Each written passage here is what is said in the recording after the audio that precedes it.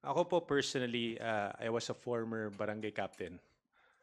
So in terms of support, I will definitely support this bill. I will actually also file a similar measure.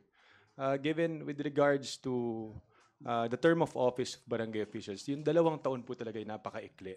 Alam naman po kasi natin na postpone nung nakaraan, kaya naman yung inabutan na lang ngayon, yung natitirang 2 years.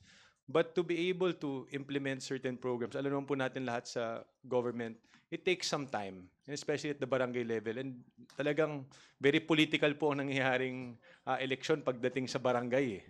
Kaya po, in order to save government funds also, with all the trainings that all the barangay officials undergo, sa kanila pong mga barangay kagawad, lahat po ng mga appointed, napakaraming ginagastos po ng barangay every time nagkakaroon po ng panibagong set of elected officials and elected officers.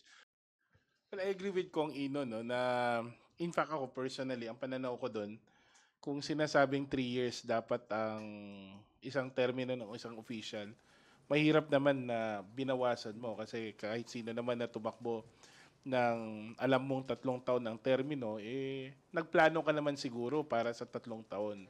At to be fair to them, ang hirap din naman na tuparin ang lahat sa 2 taon. Pag-uwi nyo, kung hindi man pinag-uusapan ng nakaupong barangay chairman yung susunod na eleksyon, pagpatapos na termino niya, nakikita nyo na naporma na yung susunod. Instead of focusing on helping the community or doing their job and mandate, wala, nakatutok na lang sa susunod na eleksyon. That is the sad reality of politics, hindi lamang sa nasyonal, lokal, pati sa barangayan. Lagi na lang tayong kampanya, lagi na lang sino mag-uuntugan, kaya nga siraan na ng siraan eh. That is the sad reality of having a short term in all positions.